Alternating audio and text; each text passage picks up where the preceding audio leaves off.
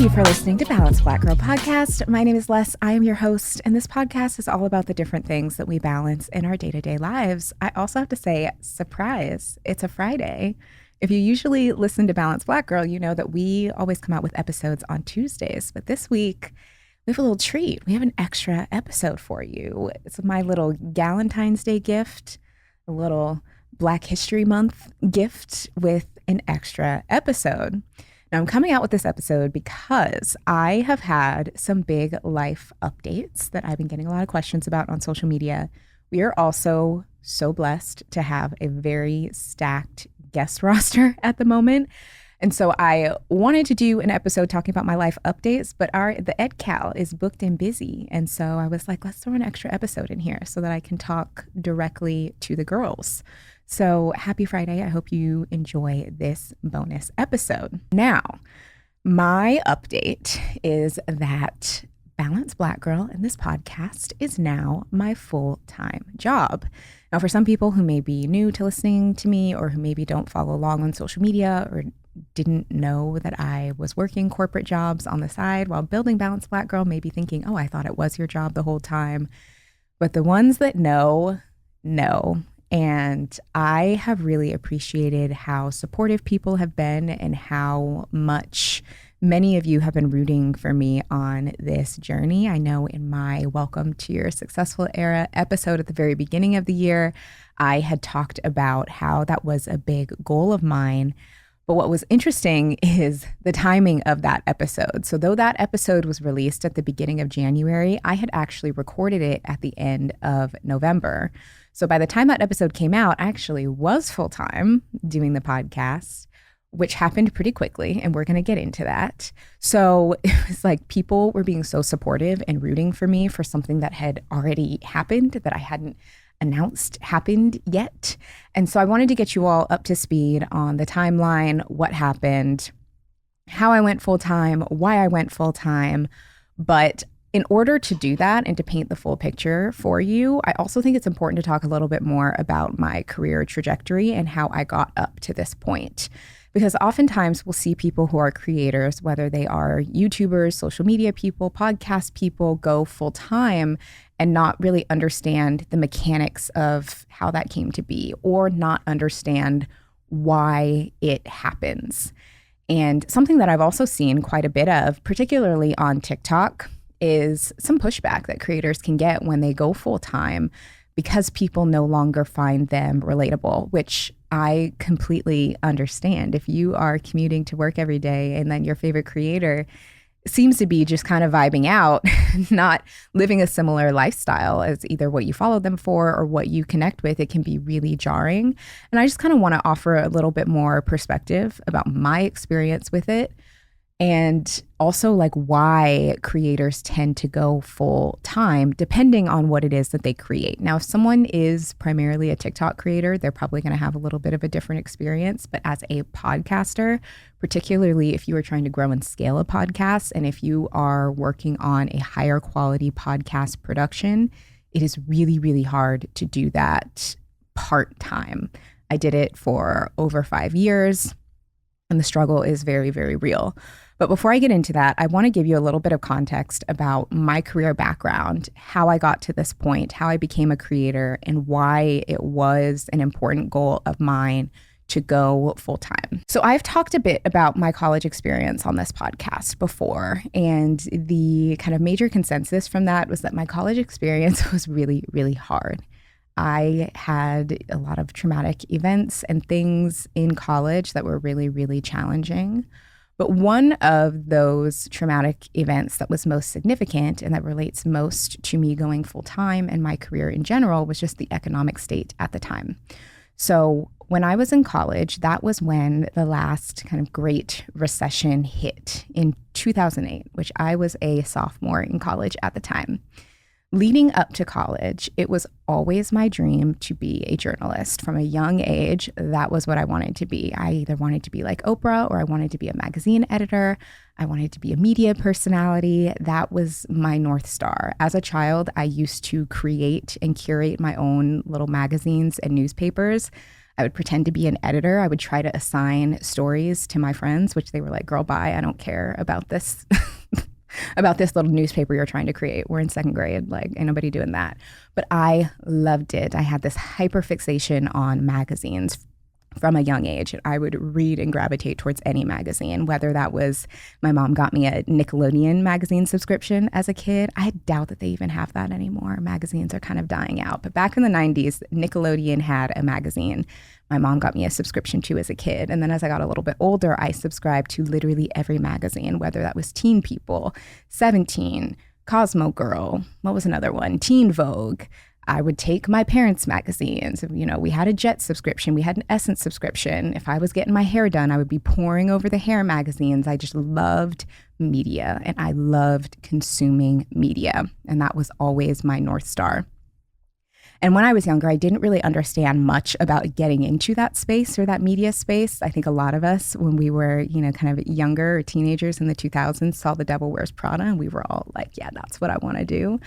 But I didn't fully understand what breaking into that space looked like or what the challenges were for somebody like me in that space. So I went to college intending to be a communications major, thinking that I was going to find some way to work in that space.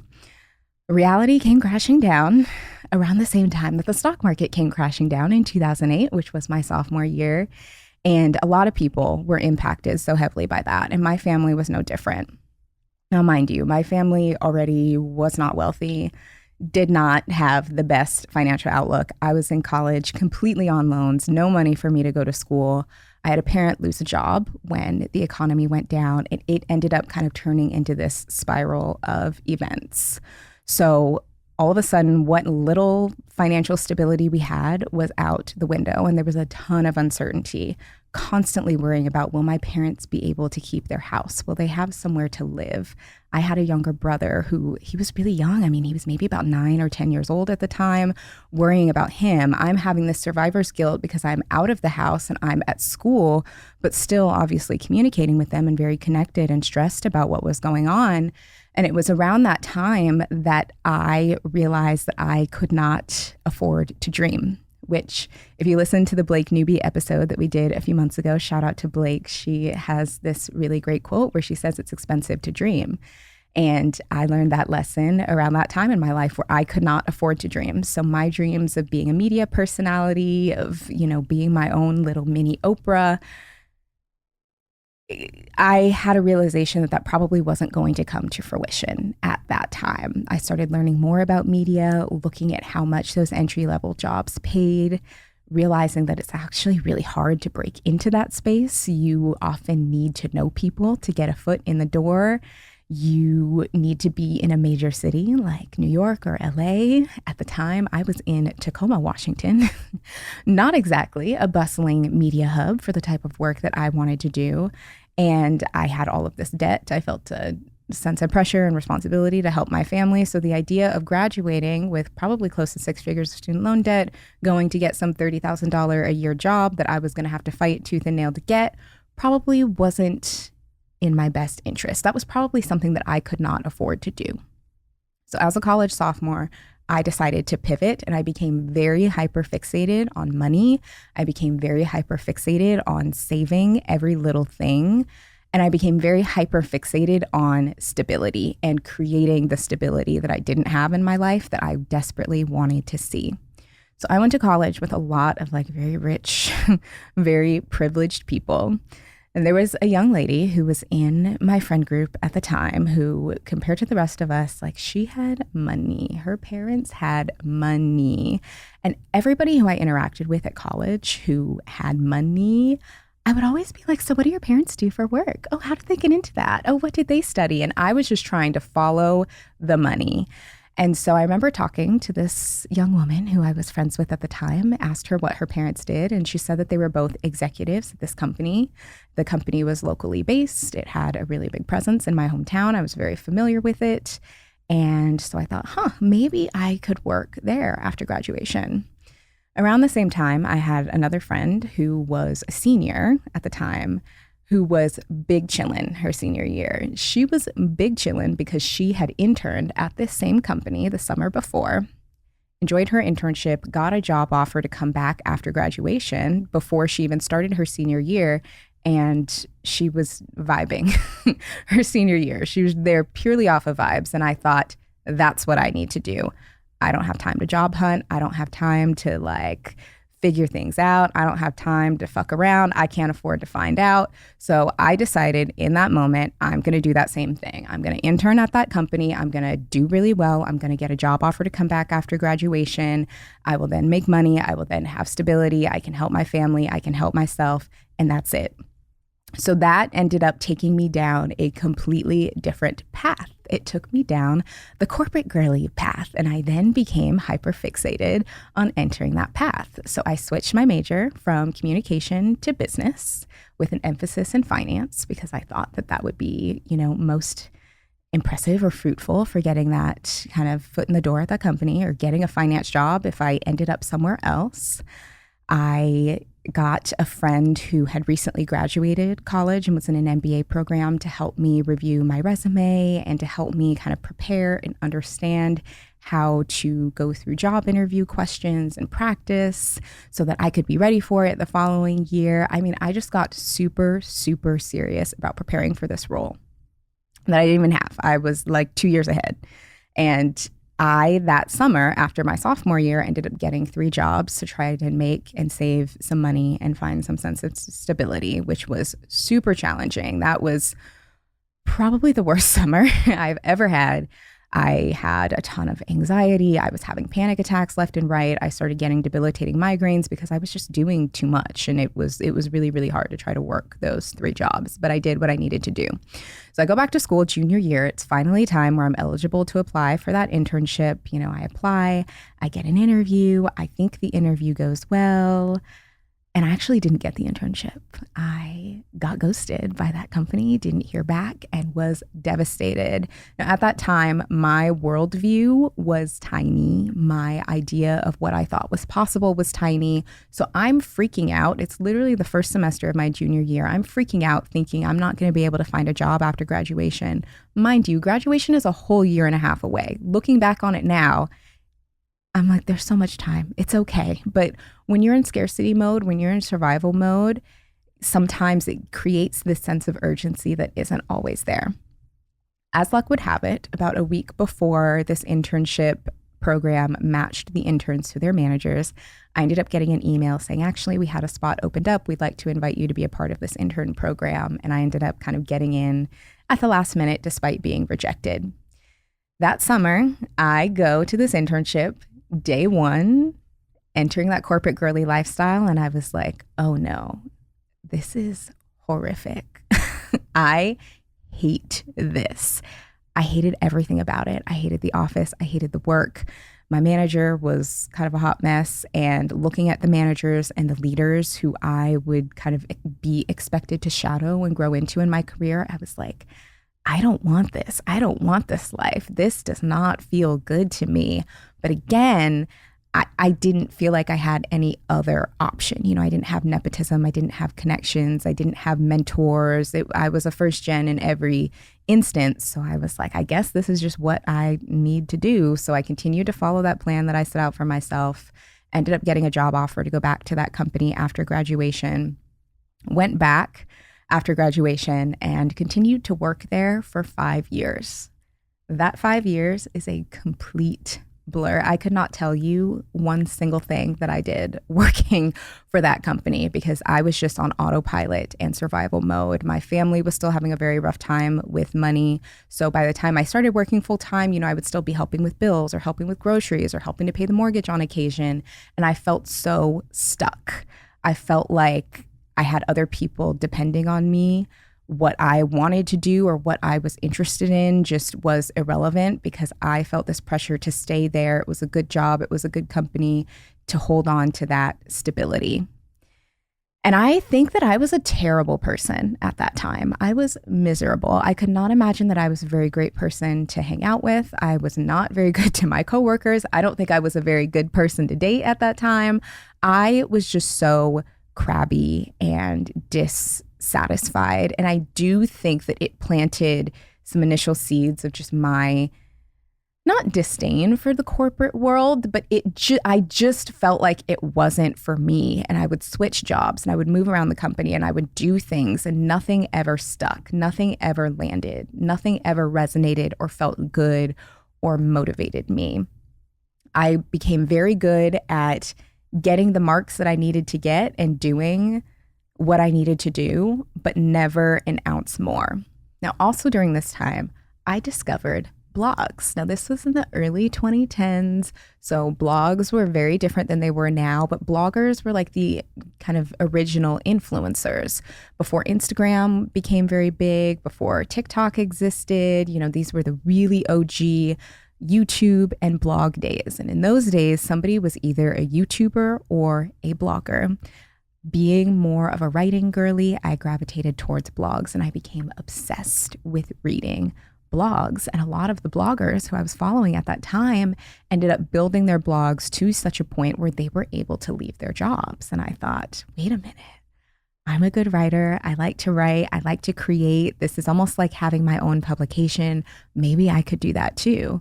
So after several years of reading other people's blogs, obsessing with other people's blogs, I finally created my own. And from day one of me being a creator, and that was really the beginning of my creator journey, my goal as a creator was to be able to leave my job. I didn't start creating content with any other intention other than this could help me quit my job one day. That was always my core central why I was doing it. That, and I did enjoy it. It was creative. It allowed me to do some of those things that I enjoyed as a kid, where I could pretend to be an editor and create my own publication, but I didn't need to be in a major city or have connections to do so. The barrier to entry was a lot lower. And that's what really kicked off my content creation journey. It was, a long time ago, and content creation was really, really different. I did start posting on social media more so to promote the blog, and influencer culture still wasn't really what it was today, but that was really where it all started. And I spent years writing this blog and posting on Instagram and trying to build a following.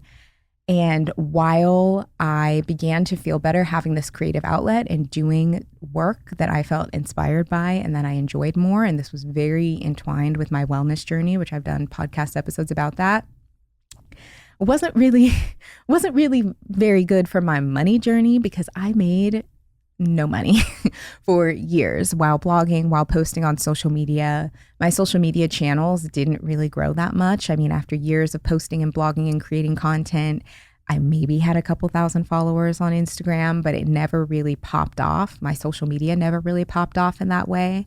And I would be internet friends with other creators who were posting on social media or creating blogs and creating things, and they would blow up and they would quit their jobs and they would get, all of these opportunities to do things. And it just never really happened for me. And it created a lot of jealousy and disdain from me, because I was like, this is the very thing that I want, and it feels like it's something that I just can't have. Why is being a full-time creator so out of reach for me? Which was how I felt at that time. And so I began thinking, okay, maybe I'm approaching this creator thing wrong. Maybe I'm not doing the right thing. I feel really burnt out. I kind of want to take a break. Maybe I can figure out another way to go about it. So about 4 years into my blogging journey, that was when I took the time to do that, took a break from blogging. That was when I had the idea for Balanced Black Girl. And that was when I pivoted into podcasting. And, the rest is history. No, the rest is not history. That's actually where the story is kind of just beginning. So podcasting is a really beautiful platform and medium to have. You can connect with an audience via a podcast in ways that social media simply cannot. There is a level of intimacy when somebody chooses to listen to your show and have your voice in their ear every week. It builds a sense of closeness to an audience that Instagram just can't do, or that a blog just can't do, because you are literally in conversation with people all of the time. And so when I started the podcast, I started from zero. I didn't have any listeners. I knew nothing about podcasting. I was the brokest I had ever been. Started it in my bedroom at the time in Seattle, ordered a really cheap mic off of Amazon, and just taught myself everything that I could learn about podcasting as I did it. And during this time, I also still had a corporate job. Now, by that point, I was a few years out of that initial job that I had from college. I had bounced around to some different companies. I spent some time working in retail. I ended up working in marketing. And by the time I started the podcast, I was working at a small startup. And Balanced Black Girl was, compared to my blogging career and the other things I had done before that, more successful. It became pretty successful in Seattle, or pretty popular in Seattle, I should say, where I had a good following there. I had events that I was doing at the time. I had some good media coverage. And what I learned was companies often don't mind when employees have side hustles while those side hustles are not doing well. And the second you begin to see a little bit of success with your side hustle or a little visibility with your side hustle, that is when companies tend to take an issue.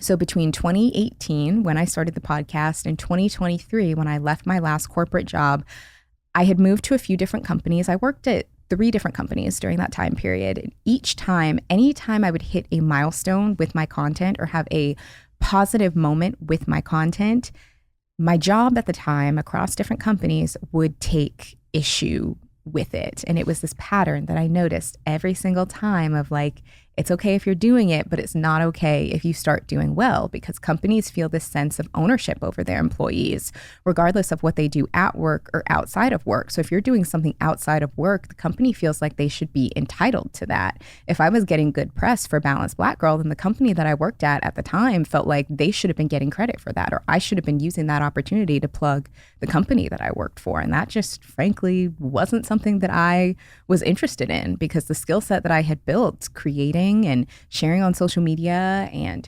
podcasting and learning how to podcast were not things that I learned at any job. They were all skills that I worked really hard to build and acquire on my own. So I didn't really want to give these companies credit for that, because they can't take credit for it. They didn't develop those skills. They didn't invest in me to build those skills.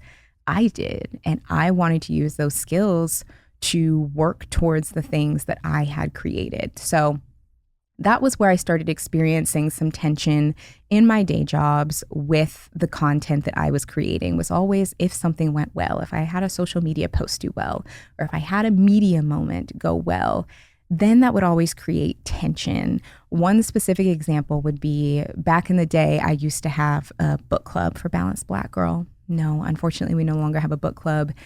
At this moment, I do not have any plans to bring it back, but I used to host IRL book clubs in Seattle, where we would read books by Black women authors, and then we would meet and we would talk about it. And our very first book club, we read Becoming by Michelle Obama, because it was like a huge book at the time. And we got invited to have a private book club with her when she came to town on her book tour. That's also part of why I don't do book clubs anymore, because literally my very first book club, Michelle Obama came, and where do you go after that? We peaked pretty early, but it turned into this huge media blitz. All of these local outlets got very excited. She posted it on her feed. I got a ton of followers. It was just this big blitz. And the job that I had at the time was not happy about that. They were not happy that I was getting this attention for this event and I didn't direct it towards the company, and it became a big issue. And that's when I was like, me being a creator and working at these companies, it's probably not something that is going to be able to coexist if this content thing is going to continue doing well. Never mind the fact that I literally never cared about my corporate jobs. I was there to get a check. I knew exactly how to play the game to get the marks and the reviews that I needed to get, but I never cared about climbing the ladder.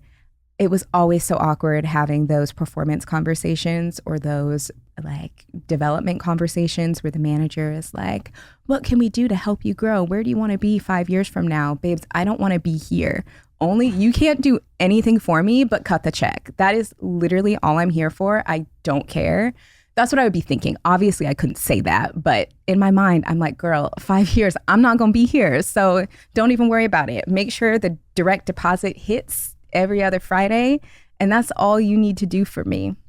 Now, I was really lucky that while I had these jobs, I had really great managers who knew what I was doing and had my back.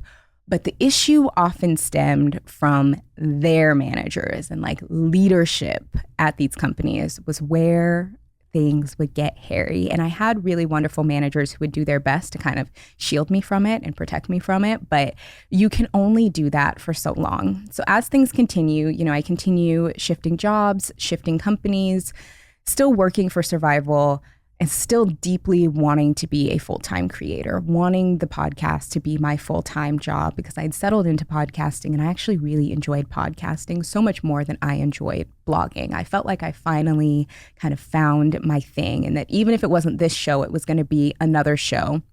I'd really poured so much into myself, learning how to be a host and learning how to interview people and learning how to facilitate conversation.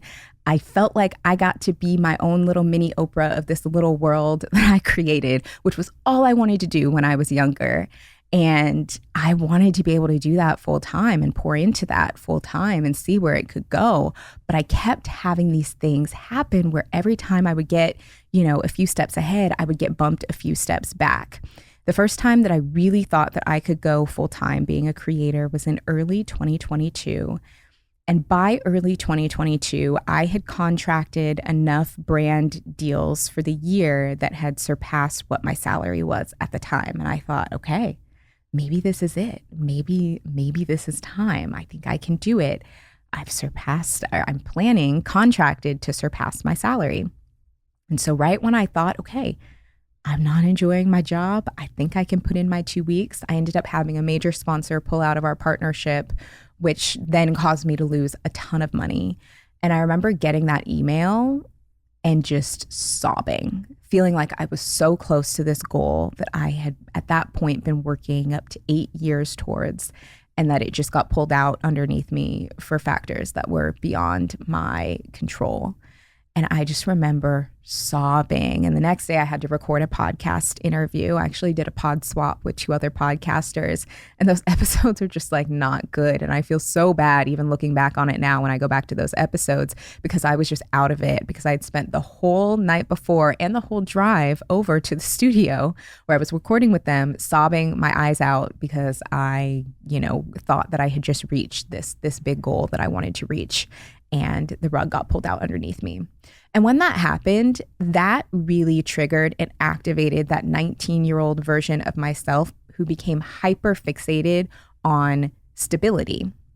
That is what that triggered. It made me feel like, being a full-time creator isn't safe, because I could be working with these brands. They could all of a sudden decide to drop me, not work with me, cancel their contract, whatever, and leave me high and dry. And so it was so discouraging because I felt like this goal that I had been working towards for so long felt even further away. And my 19-year-old self just should not have been the one in the driver's seat making those decisions. But when that contract didn't pull through, that's what it felt like. She was the one who came to make the decisions to say, see, we need stability. We need to stay at this corporate job. We need this. We need that. You're under all this pressure. You need to make this money. And this is not how it's done. It also didn't help that at the time, the examples of other people who were either podcasters or creators or whatever just had different life circumstances than I did. Earlier I mentioned my blogging friends, who I kind of came up in the blogging world with. All of them who went full time had really different lived circumstances than mine. They either came from more wealth, so if they lost money or if something didn't work out, they had family money that they could fall back on, or they were married and had a partner who worked, who had a stable income, who, could have health insurance that they could add them on to. And I was like, I don't have that. I don't have a partner who can help kind of stabilize the income. As morally supportive as my family is, like the financial support or the ability to financially support is not there. So like maybe it's not for me. And I then became hyper fixated again on stability. During that time, that was when I got super, super serious about my finances. I think the theme here is me hyper fixating on things, because I've said hyper fixate at least a dozen times and have walked y'all through everything that I've hyper fixated on over the past decade.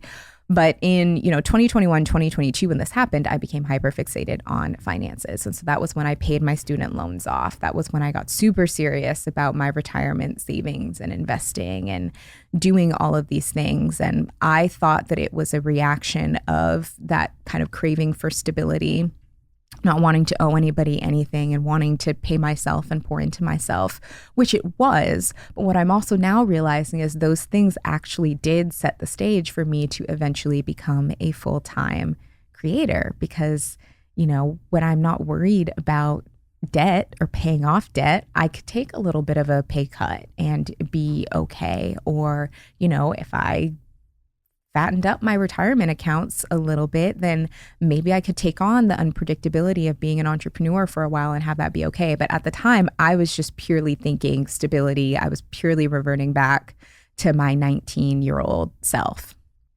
Now, 2022 and 2023 were really big years for the podcast. First of all, 2022 was like our biggest year to date where we had so much growth with our audience. I had surpassed my corporate salary in terms of what I was bringing in between podcast and social media partnerships that year. And it was just a really, really big year for me personally when it came to my business and opportunity. 2023, similarly, I had reached a point of burnout and I had to take a bit of a break. So I didn't have the same output that I had in 2022, but still had a lot of opportunity, still ended up, doing well financially, surpassing my corporate salary for the second year in a row, but by more. And feeling like, okay, I think we're really onto something here. The podcast is truly picking up. I joined a network. I just was beginning to see more opportunity and to get more visibility that at that point was harder to downplay and harder to ignore, which is what I was doing before just to try and kind of soften the blow for my corporate job. Because when I was at my corporate job, I was never talking about Balanced Black Girl. I was never calling attention to it. I would keep it very cute and lay low about it because I didn't want to draw attention to it. Similarly, in my content, though I may have mentioned having a corporate job, I never talked much about what it was. And I know people were so nosy of where do you work? What do you do? Create more corporate girly content. And I just never did because I wanted to keep it cute. I wanted to be really quiet. I kind of wanted that separation of church and state because I had problems at jobs before where they catch wind of my content and don't like it and I get in trouble. I didn't want that to happen again. But sometimes when you reach a point of visibility, it can be hard to do that. So people at my job were finding the podcast. It was getting more visibility. It was getting more attention. I was having these big wins. And yet again, after that happened, it started becoming a bit of an issue at my job. Now, this all ended up kind of coming to a head back in November of 2023. What was really interesting was the last week of November 2023, I was back here in LA recording some episodes of the podcast. And that was when I recorded that Successful Era episode talking about how it was my goal to be a full-time creator. And I was thinking that I would probably quit my job in like Q1 of 2024 because I had enough opportunities coming in. I had done enough work on myself to really quiet the voice of that 19-year-old version of myself and make an educated decision as a 34-year-old version of myself to think, I think I can make this work. I think I feel safe enough to bet on myself. That week, I recorded that episode, and that was also when I recorded the episode with Brooke Devard. And one of the things that Brooke said in that episode, because she also decided to become a full-time podcaster last year, was that she had a mentor tell her that when it's time to go full-time, it's not a number, it is a feeling. And when it's that time, you will know. And as she's telling this story, I'm like, girl, I love that for you, that you have that voice telling you when it's time. I just love this for you, but not really thinking much of it. Now, also around that same time and in the fall, when I brought the podcast back after my break, there had been so many context clues leading up to it was going to be time for me to leave my job soon that I didn't quite pick up on. And now that I look back, I'm like, duh, of course, this is what was being lined up for me this whole time. When I did the episode with Nicole Walters last fall, she and I actually did a swap. So we recorded the episode of my show and the episode of her show back to back. And I was telling her, more about myself, my experiences, my career, the show. And immediately she was like, so when are you going to quit your job? And I was like, girl, I don't know, not now. I need that money. But she kept being like, when are you going to quit your job? You can do it. You're ready to do it. And I was like, I don't know. I don't know. But I did still have kind of her voice in the back of my head. And what was so significant about having her in particular say that to me was I had been following her for forever. And I remember following her and watching on Periscope back in like 2016, watching live as she quit her job. And at the time, I was still at that initial company that I absolutely hated. And all I wanted was to be able to quit my job. So watching this person who I really looked up to quit her job and then fast forward almost a decade later, encourage me to quit mine was kind of like a maybe I can do this. This person who has done it, who has a similar background as me, who it kind of has faced a similar adversity that I've faced, has done it and believes that I can do it. Like maybe I can. So that was a seed that was kind of planted. So by the end of that kind of week, the last week in November, after I had recorded the Successful Era episode, after I had recorded that episode with Brooke, I had a surprise meeting pop up on my calendar at my day job for the Friday of that week. Mind you, I had recorded those episodes, I think like Tuesday and Wednesday of that week. And at my old job, I was working in tech by this time. Friday meetings weren't a thing. Like our org doesn't do Friday meetings, and we usually have a culture of like giving people a heads up. I saw day of that my director had put this Friday meeting on my calendar, and I just knew. I was like, here we go. It's that thing. I'm having a few too many wins. I had just joined Dear Media at the time. I had, been creating a lot of video content that had been doing well. And I was like, here we go. I've been here before. And sure enough, I log on to this meeting and, basically was told that my director saw the content that I had been creating and the things that I was doing. And wow, that's great. I needed to be doing more at my corporate job. That they wanted me to, in addition to the workload that I had before, which was writing based, I had a writing based job. I needed to be creating videos and podcasts for my day job as well, since they saw clearly that I was doing that. And oh, by the way, you're not going to get more money for this. This is just going to be added to your statement of work, but you're not going to get any sort of salary increase from this, no title change, no job change. This is just, we see you like to do this, so here, do it for us now.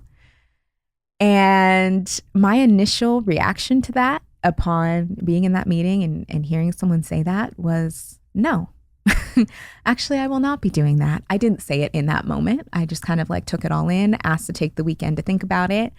But I was like, oh, this is that moment that Brooke was talking about when being presented with this from this authority figure. And my gut reaction is, no, actually, I won't be doing any of that. I was like, I think that this is that moment. Also at the same time, I that day received an invitation to go on the Tamron Hall show. That was the same day that email came in. They wanted to record Tamron Hall on Monday. Of course, shows like that film in the middle of the workday. So I would have had to get permission to get time off of work to go do that show. And I was like, I just got this amazing opportunity. And I'm tired of asking for permission to do the things that I want to do. I want to have the freedom and the space to say yes to myself, to my aspirations, to things that are good for me. And so took the weekend to think about it, to go over the numbers, to look at, okay, financially, how would this work? Talk to my accountant. What would it look like for me to go full time? How much cushion do I have?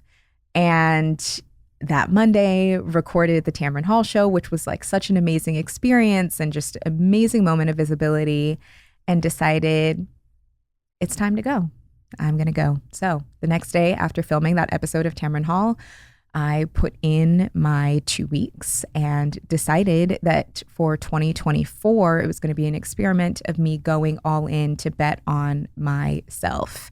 And what really drove me to that decision was a couple of things. I no longer had my 19-year-old self who was so fearful and scarce making the decision. I made that decision as my current self with data and information that pointed to I have what I need to succeed, and I finally believed it.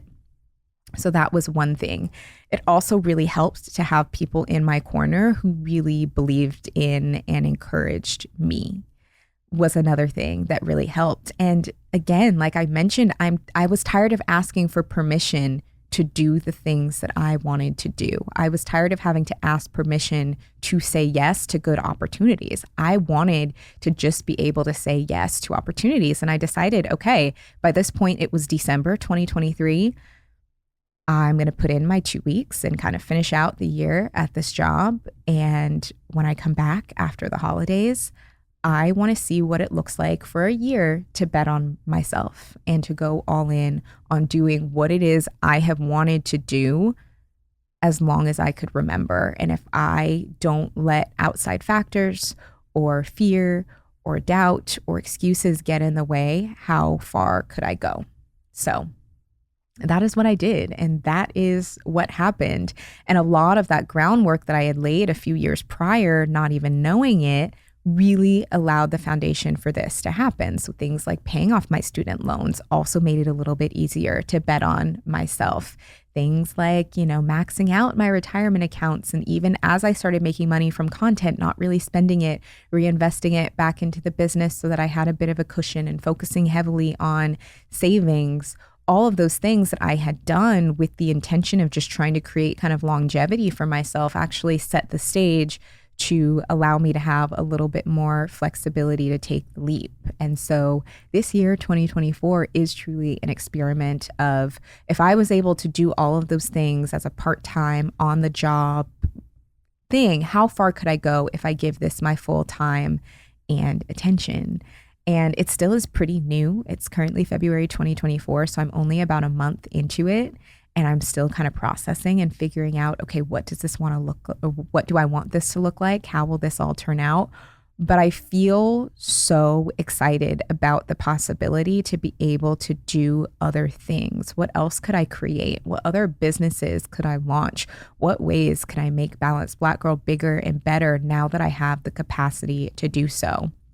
Which brings me back to my point at the beginning of why creators, particularly podcasters, feel inspired to go full time, is because it is really hard to consistently create a good show, speaking specifically as a podcaster, when you work another 9-to-5 job. Podcasting in particular is a really challenging medium. It's not like TikTok, it's not like Instagram, it's not like YouTube, where there is an algorithm serving your content to people. The only thing that serves your content to people is creating new content. So if you're not showing up every single week with a new episode, you will lose your audience. People will forget about you. In fact, my little break that I took last year, I'm still paying for that. And I'm still rebuilding the show and trying to get people back, because me taking that break to heal my burnout came at a cost. Because with podcasting, you have to stay in people's feeds. You have to have episodes coming out every week, sometimes even more often than that, to remain competitive. Otherwise, people will move on to the next thing. People have to be seeking out and searching for your content or have it pop up in their podcast feed, which is not going to happen if you're not creating new things. Also, the shift that we've seen now where podcasting is no longer an audio platform, it is a video platform. It is really hard to create quality video content week after week and coordinate schedules with other people when you're working around a 9-to-5. It's really, really hard to do that. So the ways that audiences want you to show up, it's really hard to do that while you have a job as well. And it's not sustainable to do that in the long term. Again, I did it for 5 years. I honestly don't fully know how at times, but it's truly like not really possible for the long term if you want to create a quality show. I also don't want to say that to like discourage anybody who is podcasting now or has a new show that they're trying to grow on the side of having a job, because you can do it. It is possible, but for how long is the question. And so if I'm going to continue delivering a good show every Tuesday, from a capacity standpoint, I almost needed to be full time to free up that mental space and to be able to bring stories to you all and to be able to grow it and promote it effectively. And it got to a point where me still working full time was hindering my ability to do that. It was hindering my ability to show up as a good host. It was hindering my ability to grow as a show. And, I had been able to surpass my salary for the past few years as a creator. If I was able to do that part-time, what could I do full-time? Like, there's so much possibility that I just hadn't tapped into, where I thought me still holding on to this full-time job where I'm making less, I'm actually losing money because of the opportunity cost, because of the things where if I'm not able to go or get the time off work or to do those things, it's hindering the growth. It's hindering the growth of the show. It's hindering the growth of the business. It's hindering my growth because I didn't really want to be there. And I was there purely out of survival. And so these were all of the things going through my head during that weekend where I really decided that the time had come to jump in full time. And so it's been a little bit over a month. It has not been without challenges. I have had things not line up. I have had brands take a little long to pay these invoices. I have had brand deals that I thought I had in the bag fall through, and I'm currently looking for ways to diversify the business and find other ways to scale and grow. But I also now finally have the capacity to be like, what else could this be? Or what could I do outside of Balanced Black Girl that can also serve people in a different way? And while it's not without its challenges, it's also just really, really exciting. And I'm really excited to be able to bring that perspective and to also be kind of that source of hope for people who may be like me, who are like, I want to be a full-time creator, but again, I don't come from money. I don't have, a husband to bankroll my life or a partner to bankroll my life. I didn't have examples of people who did it. So now I get to be that example for people who are looking for somebody like that. And as we've said multiple times on this podcast, it's about being the blueprint. And I realized that it was time for me to let go of that scarcity and that fear that my 19-year-old self was holding on to, and to take all of the data that I've collected over the past 15 years, leading to my belief in myself that I can do this, and step into being the blueprint. So I'm still really early in this full-time creator journey. I got some questions on Instagram of like, how did you know that you were able to make it work? I don't know. I've had to cut back on some expenses, cut back on some business expenses, and get a little creative and move things around. And I don't know how it's going to work, but I know that I'm going to do my best to try. And if all else fails, I can always get another job. But if I never would have tried to do what was meaningful for me and bet on myself, I think I would have really, really regretted it. And something that I've also thought about a lot and talked about a lot is not wanting my 30s to be a repeat of my 20s, because my 20s were so marked by scarcity and staying small and staying in jobs and relationships and cities that I knew didn't serve me. And so this is just one more way that I am not falling into that same trap in my 30s, and that I am going to at least try, and also be open to the possibility of things working out differently than I thought they would. And that also means being open to the possibility of things working out better than I thought they could. So that has been what that experience is like. Now, I personally don't feel comfortable talking about the nitty gritty of my finances in terms of numbers. We're going back to the astrology side of things. I'm a Pluto in Scorpio girly. Pluto is often the planet that involves your finances. My Pluto sign is Scorpio. Scorpios are known for being secretive, keeping things close to their chest. So I don't need nobody in my pocket watching. Okay. So I don't feel comfortable talking specific figures. Right now, the main ways that I make money as a creator is through partnerships, be it social media partnerships, and then the partnerships on this podcast. So the ads that we run on this podcast are how I make money to then pay my team and pay myself. And that is how that works. Now that I'm full-time, I'm really excited to be able to grow that in other ways. So not solely relying on brands to be what drives revenue. And while I've had so many ideas of things that I wanted to do and products that I wanted to create and businesses that I wanted to create, Babes, I've been fighting for my life, just trying to get an episode out every Tuesday. But now that I have more capacity, I've been able to start working on building out some of those things a bit more and creating a more sustainable business in other ways. And so I'm really, really excited to be able to bring more of that to fruition. So as you stay tuned, you'll be able to see a little bit more of what that looks like. So I just said a lot, but that is the full story of me going full time, my creator journey, my career journey, my podcasting journey. It's a little bit more of an explanation as to why people never really got the corporate girly content from me that I think people have asked for. It's because I was always just a reluctant corporate girly. And it just isn't a good fit for me. And, I hope that my honesty and authenticity is still relatable to people, but also totally understand that if me not having a 9-to-5 anymore makes me unrelatable and people don't like that is totally okay too. But I can't necessarily allow fear of that or fear of being perceived as unrelatable to rule my life. The same way I can't allow the scarcity that my 19-year-old self had rule my life, I also can't let the perceptions of others rule my life as well. And I would so much rather be relatable for being honest, for being authentic, and for trying and speaking my truth than for staying either in a job or in a lifestyle that doesn't necessarily resonate with me because it's considered relatable for people.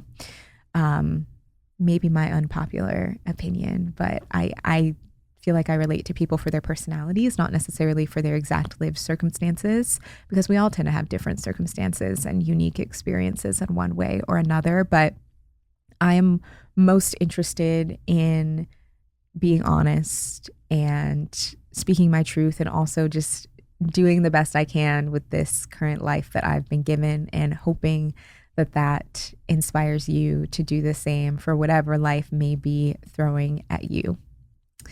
So that is the special bonus Friday episode that I have for you today, talking more about my experience being a full-time creator, the tea of what happened and how that all came to be.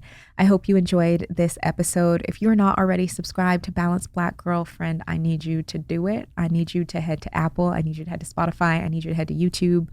Wherever you like to listen and tune in, I need you to subscribe and follow, because then every time I come out with a new episode, it will pop up for you and you won't miss a thing, and you'll be able to see new episodes every Tuesday, or whenever I decide to pop in for a little bonus treat, you'll be notified. So please make sure you are subscribed. If you have not yet left us a rating and a review, please do so. It takes just a moment and it helps the show so much. It helps us grow. It helps us get great guests, and it helps me be able to continue doing what I do for free for you all. So rate, review, subscribe, follow along on social media.